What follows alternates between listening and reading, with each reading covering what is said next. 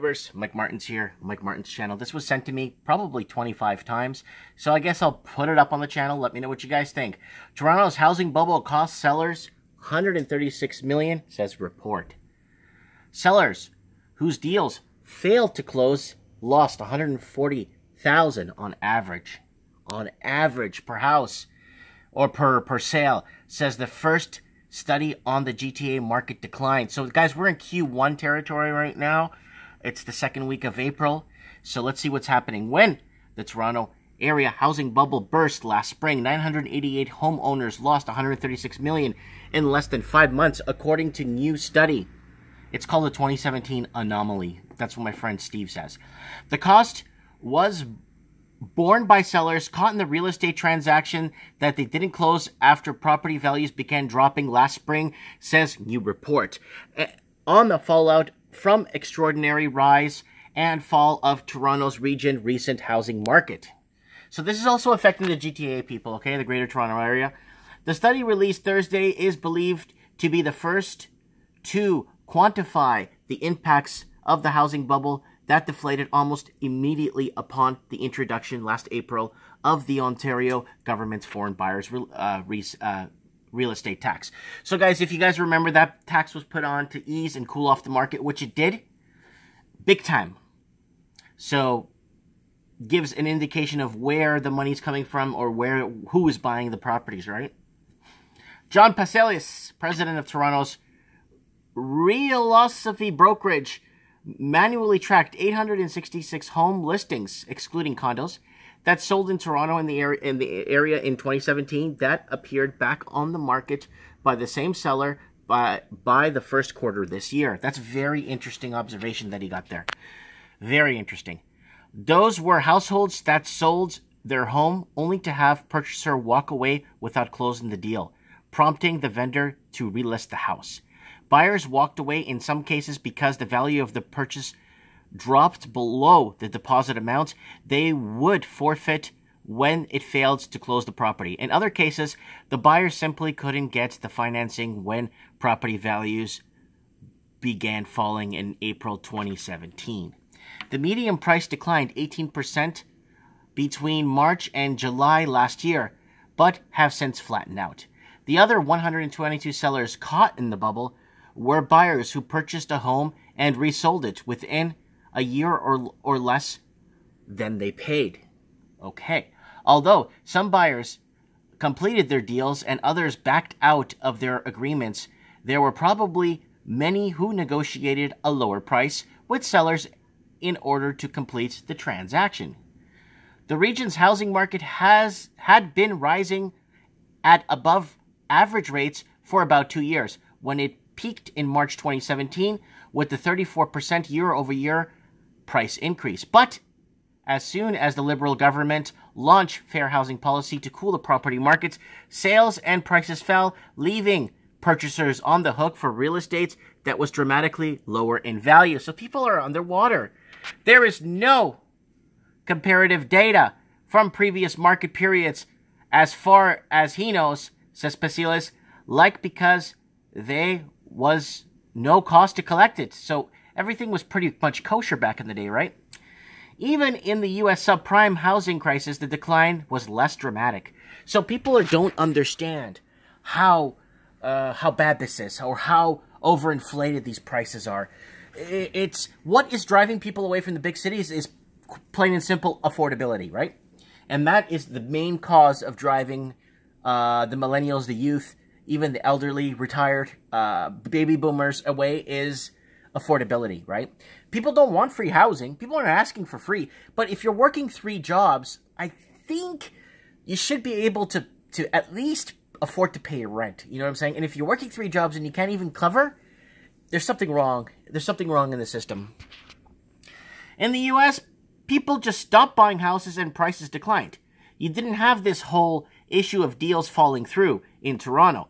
This was a combination of people who bought at a crazy peak, prices crash.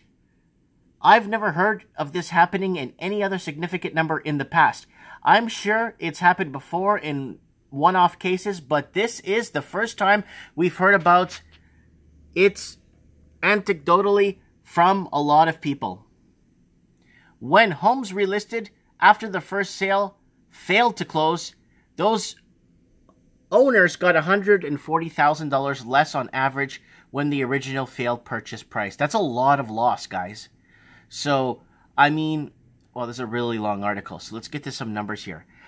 The financial impact varied dramatically within the Toronto area, says Pasalis. Sellers who had to relist took an average of 12% less on the second sale of their homes, but in new market sales took 21% less, $238,000 on average. Brampton prices depreciated about 7%, $54,000. In Toronto, the second sale was 13% lower, on average about $162,000.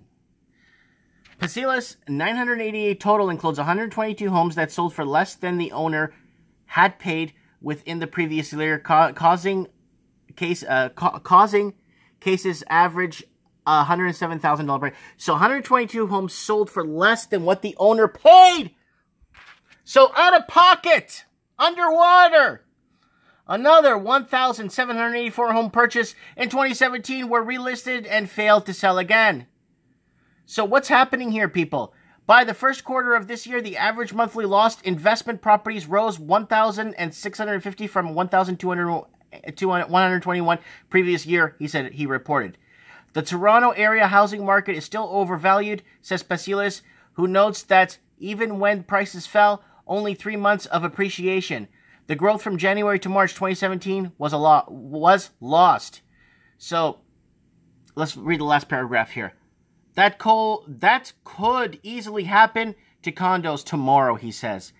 In 3 years, when there's a lot more inventory and a lot of couples who bought condos and have kids and need to move to the burbs, then you have a dramatic shift, potentially in the condo market. If prices fall into condo market, you have over 100,000 pre-constructed buyers who are going to be impacted by that. 100,000 pre-cons.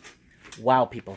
And what I'm trying to say is I'm for affordable housing, not free housing. If you're working as a doctor in the city of Vancouver, or you're working as a plastic surgeon, or somebody gets into a car accident, and they need the plastic surgeon to come in to fix them, and stuff like that. People of super uber goober importance too, and facilitate the infrastructure, and keep our cities going. If they can't afford to live there, and they have a 6-figure income, there's something wrong in the equation. And that's what I've been talking about. You know, a lot of people are saying, oh, that I'm a poor white boy. In the comments, poor white boy wants free housing. I don't want free housing. I'm just not paying $2 million for a house that's worth 90 grand. That's just putting that out there.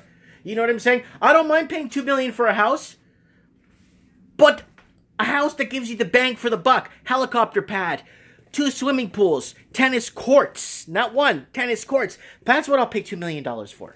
Not that rinky-dink. Anyways, I'm not getting into that right now.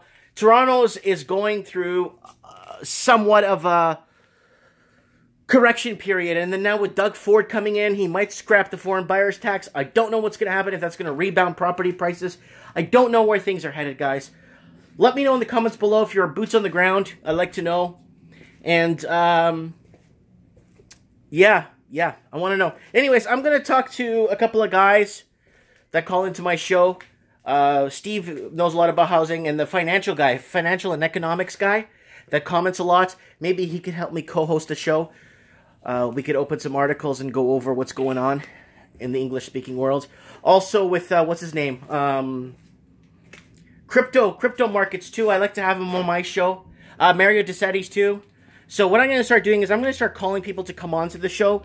I'll do open lines for rants and lifestyle and stuff, because then this way, you know, if you want to be on the show, you could email me, I could call you and stuff, and we could set up, we could just talk. Because I'll do open lines from time to time, but it's the amount of crank calls I get and voice over IP crank calls that I keep getting in. Anyways, let me know what you guys think. Comment below. Thanks for watching.